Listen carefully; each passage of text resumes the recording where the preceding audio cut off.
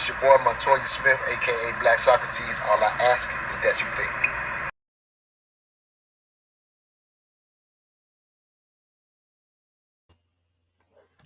What's up, everybody? It's your boy Montoya Smith, aka Black Socrates, and welcome to the Just My 3 Cents podcast, where we make it make sense and ultimately try to raise the culture. We had to go on a little later tonight, so I don't know if I had people saying, "Hey, where you at? Where you at?" So pretty cool that trying to establish Wednesday nights at 8 p.m. As the time for the show. But tonight had to work a little longer, so we just did it a little bit later. I was contemplating not doing a show this week, but we know right now we are in the middle of a hot button issue currently, for what I understand, with the Baby and Dani Leigh, if I'm saying it correctly.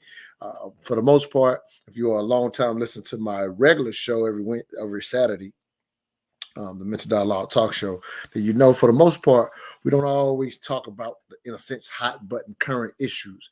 But for just my 3 cents is really a rapid fire dialogue where you can jump on and we can discuss anything that we like to discuss.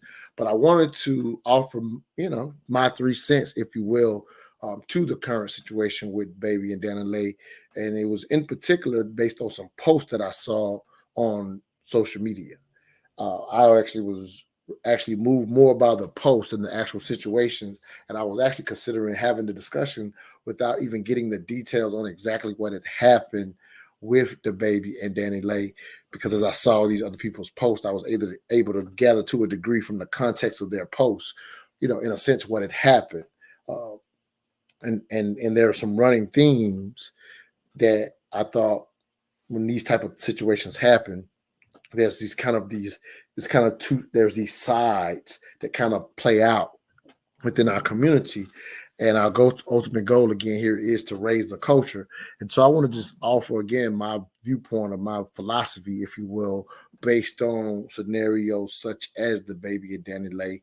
And thanks to the Asia, the Desk of the Asia podcast, which I watched, I ended up getting the details to this pretty much, I'll say crazy situation, especially for it to play out on social media. Unfortunately, we are in that era where we broadcast, in a sense, our dirty laundry now. And I say we, just in general, the culture seems to, in a sense, the American culture or the world is moving to that culture where things, in a sense, play out on social media. And for the most part, I think most people kind of frown upon that, right? Frown upon the idea that your dirty laundry will be played out specifically on social media, especially growing up in the African American culture, where to a degree, our dirty laundry is something that sometimes we've hurt ourselves culturally by not airing out our dirty laundry in general. This is historically well before social media, well before the internet. That's a perspective, and we still have some items where we still, in a sense, like to cover it up. And so thinking of our community having that type of mindset about things that we don't necessarily want to go public is definitely seeing the Baby and Dani Leigh situation play out on social media, which I didn't watch any of that, but knowing that that kind of stuff plays out on social media is a far cry from a community that, to a degree, if we're real honest about African American culture, is really conservative to a degree. And again, we don't like to really air out our dirty laundry. So watching these young people, go that far, again, growing up in a social media age where things play out on social media, unfortunately, then, I guess we were bound to eventually see situations, even with the celebrity, play out live as it did. If you're one of my regular listeners, you might not even know who the Baby and Dani Leigh is. So I guess I need to give a little context. Not that I want to give a lot of context. I really want to jump into the cultural issue that I feel is very prevalent to discuss, because again, you don't even have to know about that situation to discuss some aspects of what came out. So just a short version of at least my understanding. Again, I got most of this information from the Desk of the Asia, Asia Robinson's amazing podcast. So definitely appreciate her.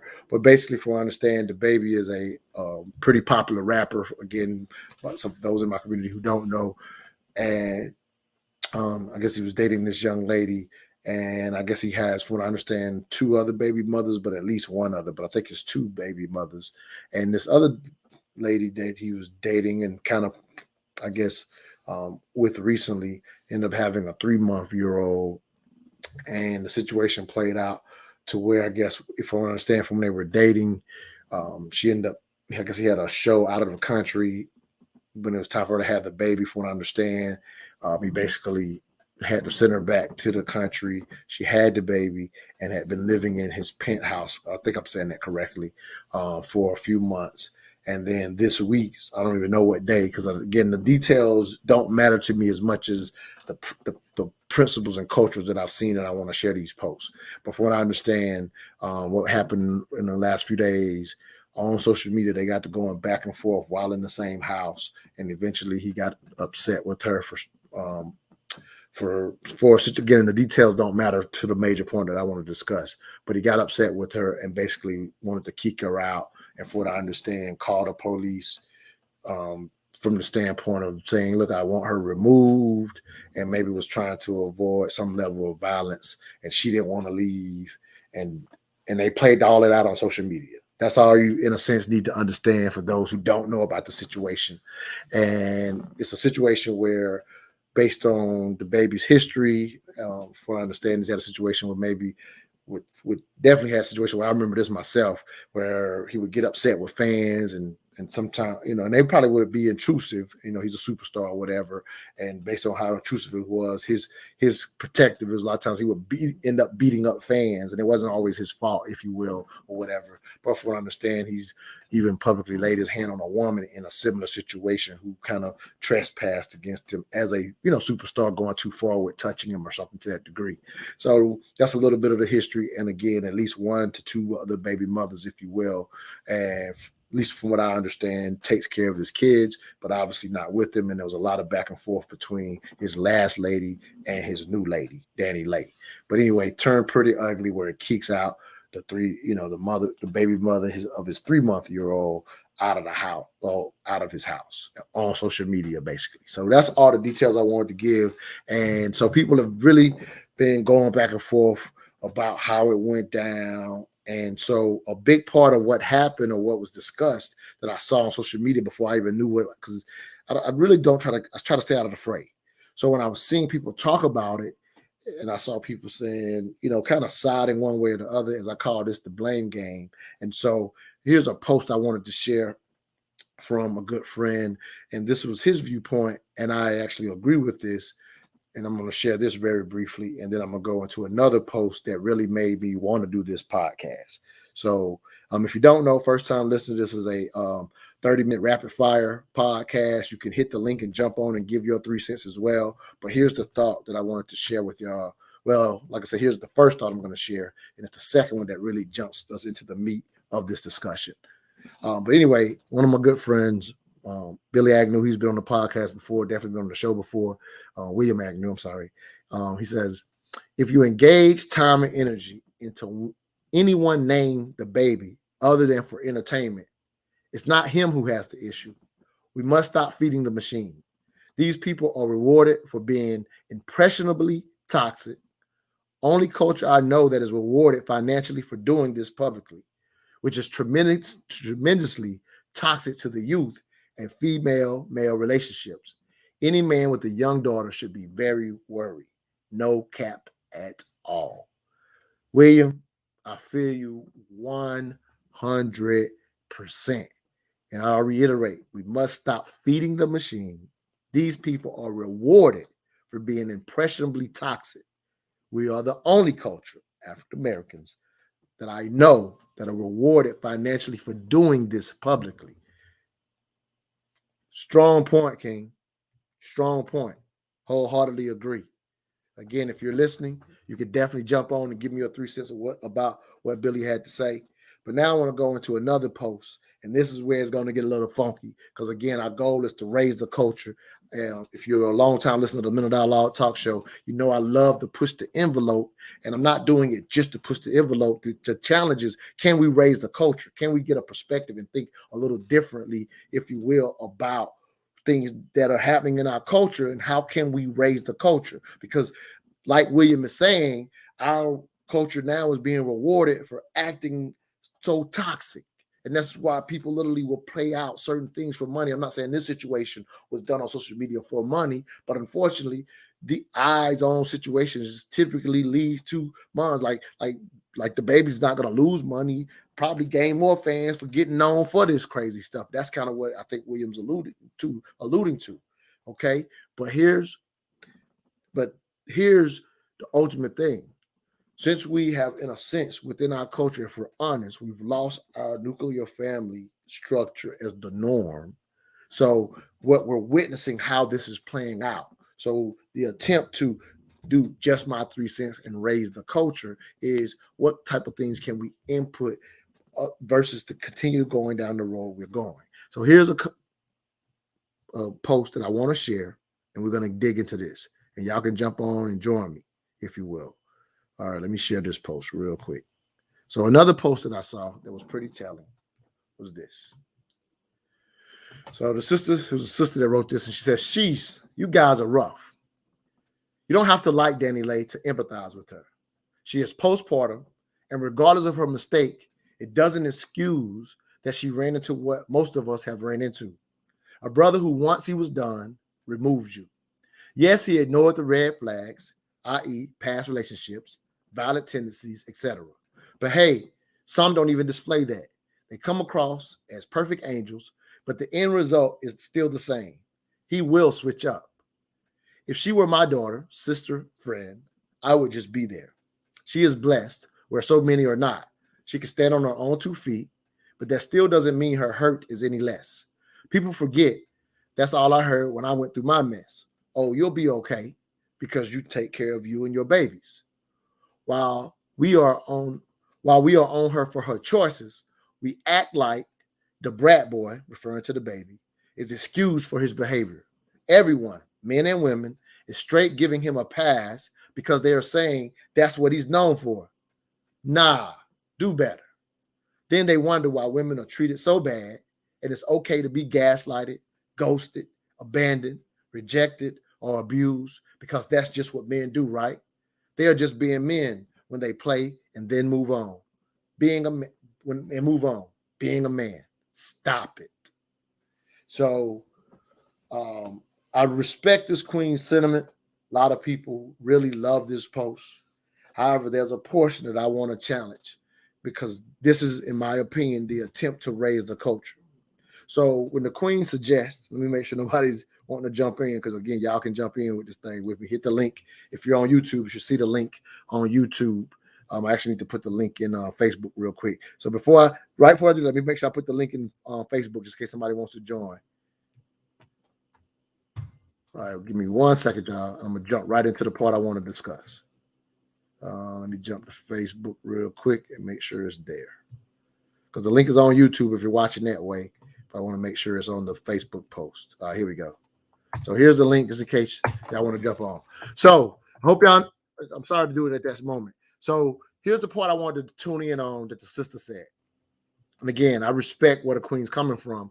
Here's the however and the part I want to tune in. She says that people are giving him a pass.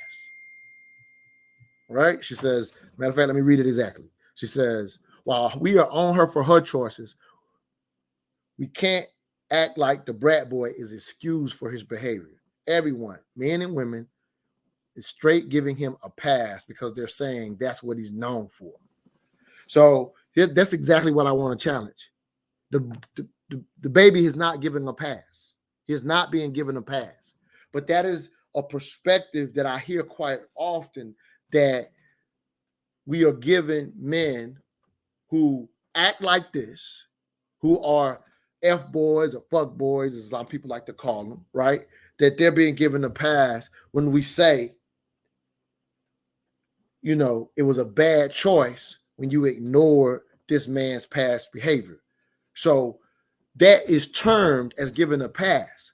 No, it's not giving a pass. It's actually giving a warning. That's a word I actually stole from DeAsia. We're giving a warning. Who's giving a warning? Men specifically. Men, we're quite often the ones who, and sisters hate hearing this term, we're quite often the ones that are talking about who you chose. And a lot of times sisters hate hearing that. But here's what goes missing when you don't understand that men who are not acting in this manner, that don't have these obvious red flags, right? What's going missing is when men are saying these are the men you are avoiding, it is a warning and it is a form of provision. See, good provision is preventative. Good provision is preventative. And so this sister is saying we're on her for her choices, but we can't excuse the bad boy. No, he's not being excused. He's someone that we're telling sisters to avoid. That's absolutely not being excused. When you're saying, hey, here's who you avoid, that is a form of provision.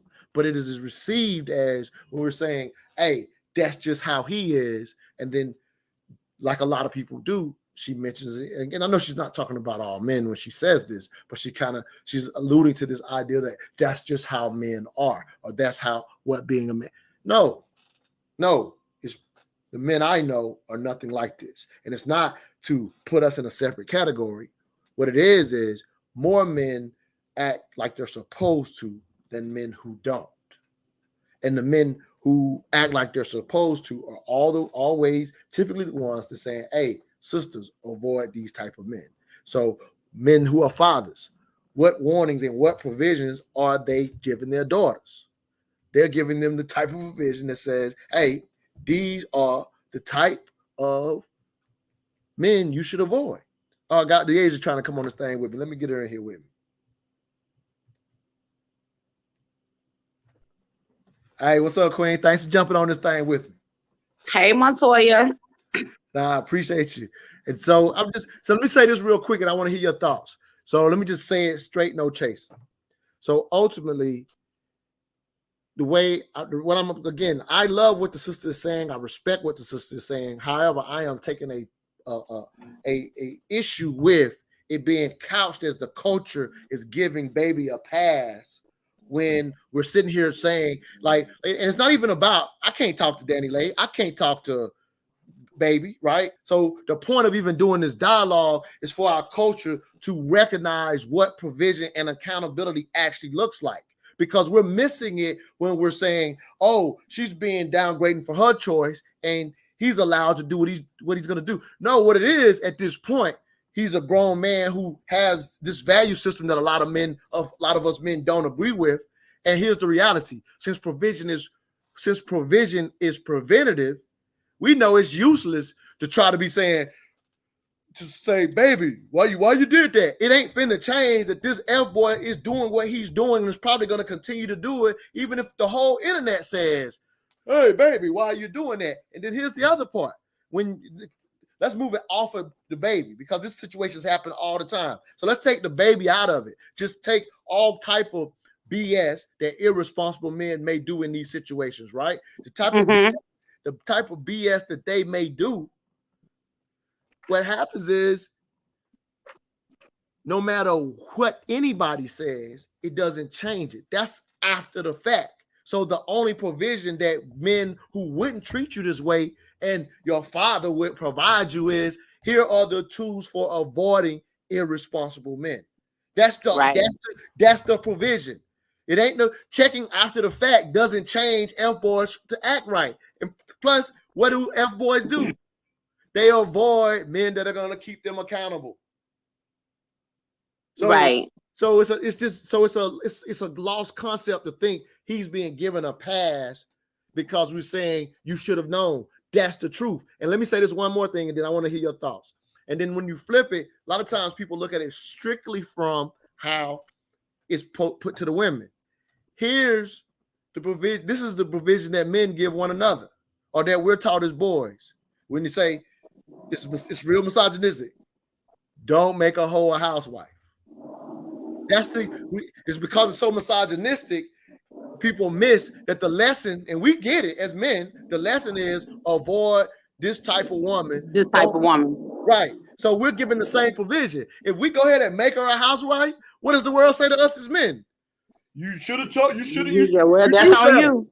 You knew better. So it's the same thing, but it's not accepted the other way around. We're calling it giving a pass when the accountability is the same both ways. And here's what I came up with, very interesting, and this is what I really want to hear your thought on. What I came up with is, here's a way we can say it to make it sound right for the ladies.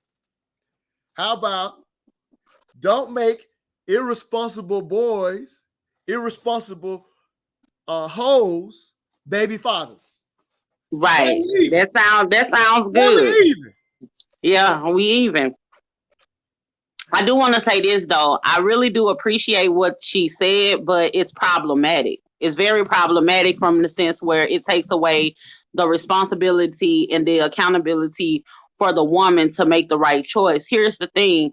The baby pass, he's giving you like the blueprint of who he is. He has shown you who he is through his actions. And so it's your responsibility. Red flag. We just got done doing all them red flags, right? So he got all these red flags lined up or whatever. You thought you were special, and you decided to deal with him thinking for whatever reason, I don't know if you thought your Yanni or whatever was going to change this man, or because you have a little status and the other women didn't, and you deal with this man or whatever the case may be, and you think that you're going to change him. It doesn't actually work like that.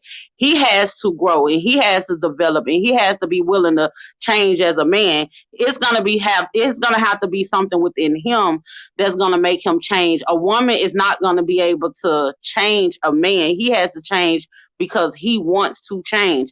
And what that lady wrote about, putting a responsibility on the baby, it's not making an excuse for the baby. We are saying the baby is fucked up.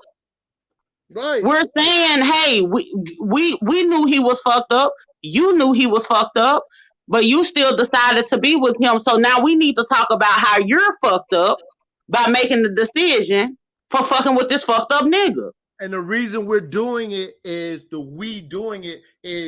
to at least knowing that it's in the news and it's all over the social media.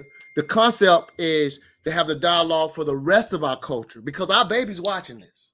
Exactly. And I want to say this as a woman. Like, watching it, regardless of what, even though we could say, hey, Dani Leigh, you knew what you was getting yourself into. As a woman, watching her go through that and watching him embarrass her like that and do all those things, and she fall victim to that because for whatever else, she didn't have what it took to make the right decisions or whatever. So she fell victim or whatever the case may be. Watching it as a woman, I do empathize with her. Right. I can be like, oh, I hate to see her going through that. It's painful to watch or whatever. Right. It's painful to watch her learn this lesson the hard way. Exactly. We've all had to learn our lessons a hard way. We all have been in situations, men and women both have been in situations where we dealt with somebody that we know in essence we really didn't have any business dealing with, but we still go ahead and deal with them and thinking that, it's going to be a little different with us or whatever. So yeah, I can empathize with her as a woman, but I can also tell her, hey, the signs were there as well. And I need you to know that the signs were there. So the next go around, you will be able to identify and make the best choice so that we won't be constantly singing the same song and being like, oh, she's young. Oh, it's, she's postpartum. Oh, it's not her fault. He should treat her like this. What makes you think he's going to treat you any different than he treat all the other women that had his baby that was postpartum? And then here's the other thing. Isn't the bigger point though, Deasia? It ain't even like, again, it's not like we can talk to them directly. So the dialogue where to a degree, it feels like, I know social media is attacking her, but I ain't watch all of it. I ain't seen all of it, but to a degree, I'm pretty sure, and tell me if I'm wrong, but I think a lot of men are addressing it, and it's really more of a warning for everybody else who might fall into suit. Because again, we can't talk to that lady. It ain't, Dani Leigh specifically. Like, the dialogue anybody chooses to have is more about avoid these situations later. Yeah. You feel me? So when people are piping up about it, not to beat her up and not empathize with her, but to make a point to saying, hey, avoid these situations. Here's another example I heard, and I would definitely want to talk about this, where I saw on social media. So one sister was saying, hey, it's difficult to get in relationships, period. And men may switch up no matter what. And I get that. But this one lady said this. So she gave the example. This was her situation. And this is one where empathy should be at its highest, in my opinion. So she got married, had 4 children.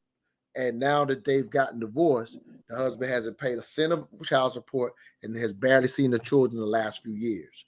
And the lady puts it up, up as a comment on the post, and she said, she says this was the reality, and it was the most loved comment on all the posts because she's saying, like this lady mentioned her thing, that men will switch up. That's true. But here's the situation though. So when people love that comment, here's the issue I have with our culture. We're loving that comment because what we're really saying by loving that comment and what she's saying, because I'm pretty sure she should be bitter in that situation, right? But what we're really saying by loving that comment so much is it don't matter what you do. And the reason we love to run to it don't matter what to do, it lets off accountability.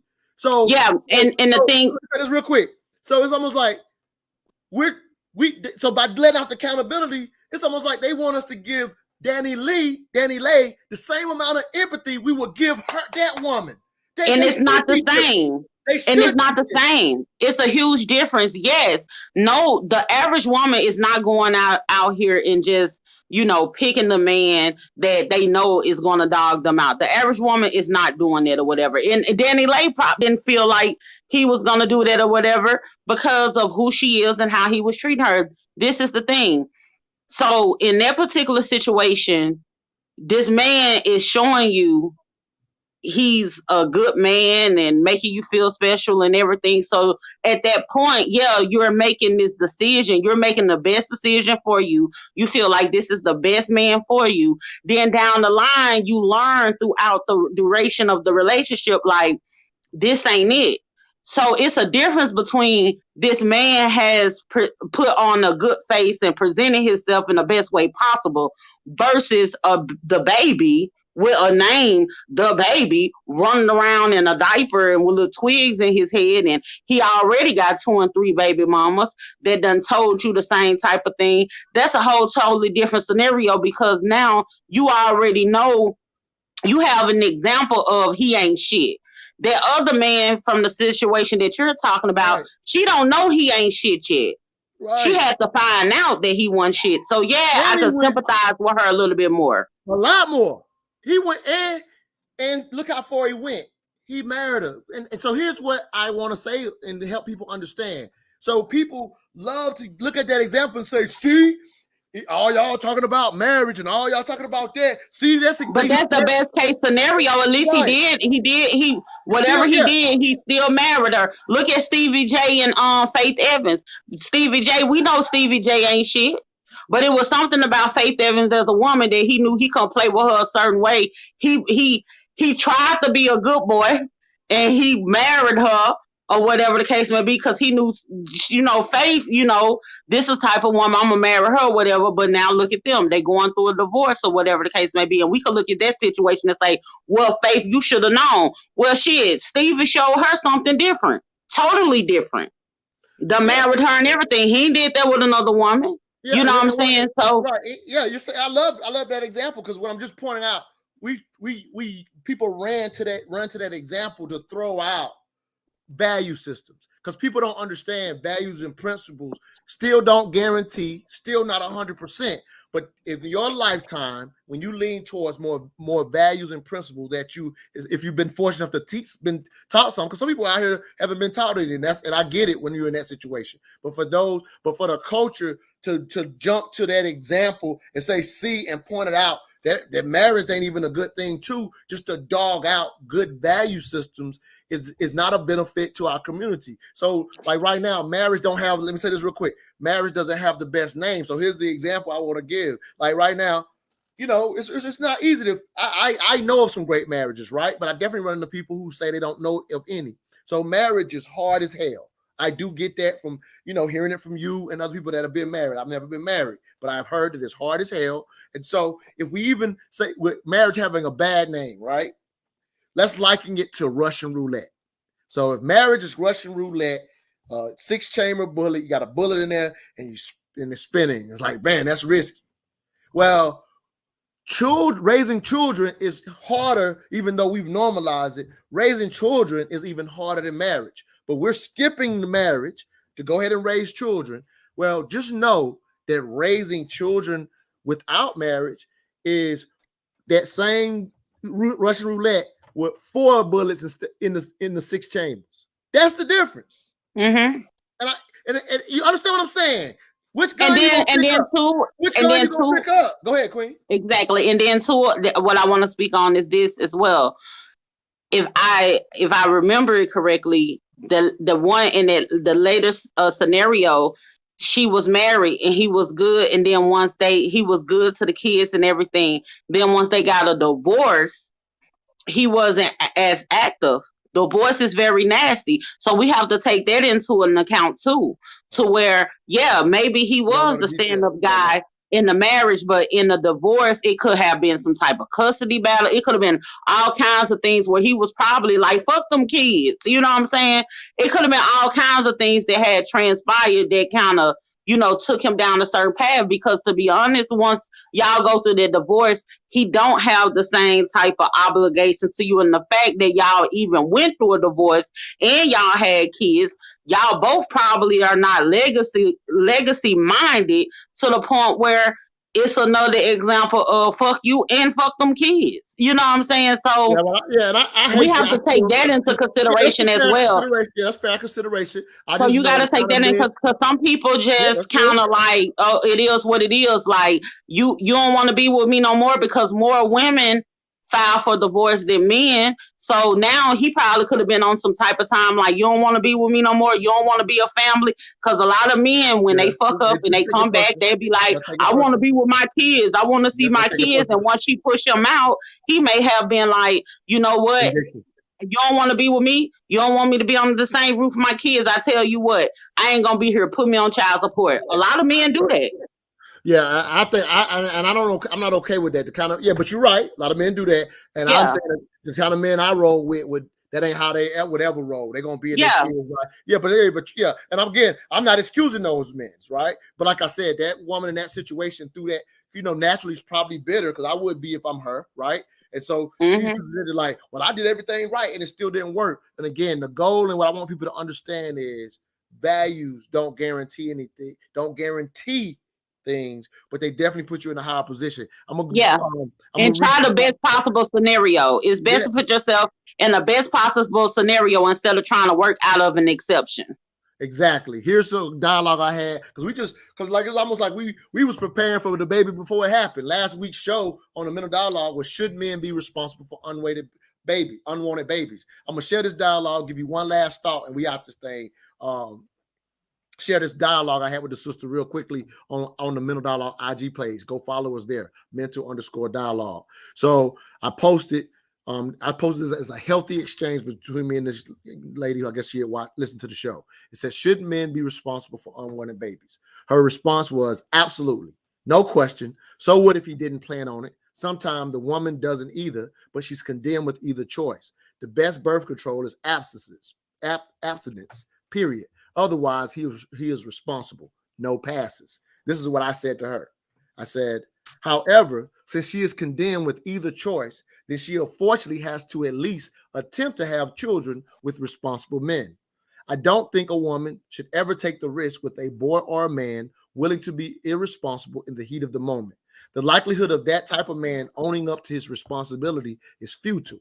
I agree they both should be responsible, but there are plenty of responsible men out here who don't have oops babies, or who over time prove themselves to be solid men. Abstinence or protected sex should be required until he proves himself. Her response to me was, I can agree. In addition, some people don't really show themselves until they've faced with specific situations. He could be the greatest up until that point. Women role play as well, tried and true. And my response to that was, The way to get past that is for women to require marriage before children. Even that isn't 100%, but anything else is Russian roulette. And her response was, "This is true." A lot of people ain't gonna like my response to that because here's my thing. If a man has to step up and be a father to an unwanted child, then that means that if a man wants a child that a woman is pregnant with, then she shouldn't be allowed to have an abortion. Because how can you, because and that's a whole nother topic, and I'm not, that's a whole nother topic, but it's like, if you get pregnant and the man say, I don't want the child, and you keep it and he don't be there, but yet if you keep it and he said he didn't want it and then now you want him to be there, like, how is that fair? And then if you say, oh, okay, I don't want to have the child, and then you just go down to the clinic and you have an abortion, now he got to deal with the decision that you made. So at the end of the day, that's the best possible scenario is to get married and make sure that your spouse want the same thing that you want at the end of the day. When it comes to these children. Yep. Exactly. Because that's now the ultimate.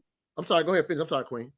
Because now you're walking a fine line between, like pro-life and pro-choice at that particular time. Yeah, absolutely. And ultimately, what I wanted to get at, I hope people, and I'm going to make sure this is clear.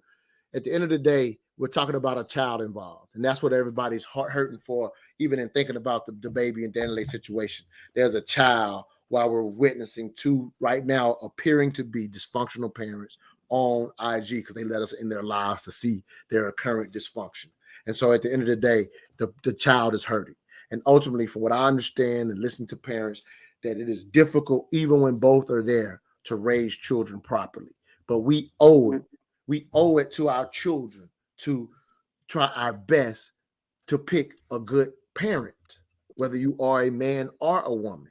That is something that we should make our best effort at, because when you get in a situation where the mother or the father isn't really wanting to be there, how good is that to grow up with knowing one of your parents didn't want you? A lot of us have dealt with that type of mindset when growing up in these single parent homes, which a lot of our community does.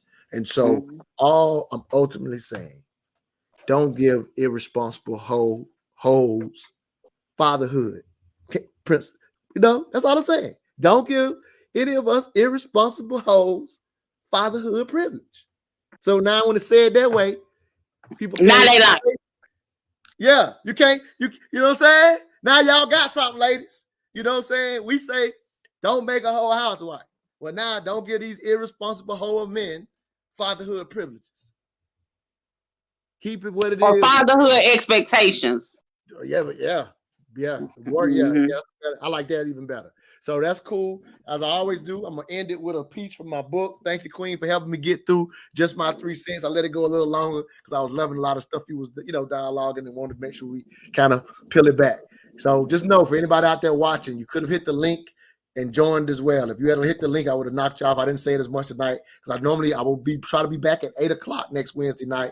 I'm going to read this piece from my upcoming book, Just My 3 Cents. Thank you, DH, for getting on with me, Queen. You're welcome, and y'all better start hitting this link for this rapid fire dialogue. Yeah, definitely. And come forward with the Black Socrates. Tell them about your joint real quick. I got you, Queen. Huh? I big up you at the beginning of the show, but tell them about this. Is when I said the Destiny Agent put me on the game for what actually happened because I didn't care to even know the details. But tell them about your show, Queen. I have a podcast, The Deaths of Deasia. It's on YouTube as well as Facebook Live. You can follow me on Instagram as well.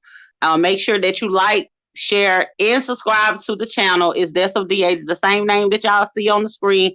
Just type that in. You can find me on all of your social media platforms. Thank you so much for having me tonight, Montoya. It's been a pleasure. Right. It's always a pleasure. All right. Thank you for jumping on with me, Queen. So you're welcome. As I said, we're going to end it with a piece from my upcoming book. Show Just My 3 Cents, the book, Just My 3 Cents, Necessary Conversations on Race, Sex, and Culture. This piece is called Black Socrates Speaks. She's Gotta Have It. Truth number 1, a man calling a woman a hoe for doing the same thing he does is whack. Truth number 2, everybody becoming hoes is also whack. Black America getting caught up into American individualism has not served our community well. If we're completely honest, our community can least afford it, yet we continue to pay the high price of the sexual revolution with too many broken families. Ladies, please note that most men who support the sexual revolution don't care anything about your equal rights, but are simply thankful for the easy pussy. Let me be clear. I'm not placing this responsibility on our Black queens. Although some women just stop reading because of them, I'm just another Black man who wants to control the Black woman's body. If you're still reading, please understand, I'm not wasting 1 minute on judging anyone.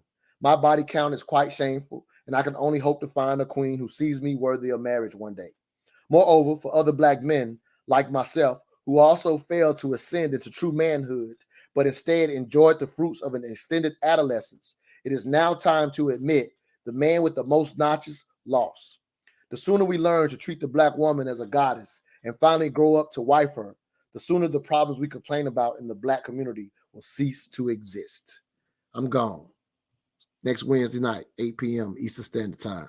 Just my 3 cents. Rapid Fire Live Podcast. I'm out.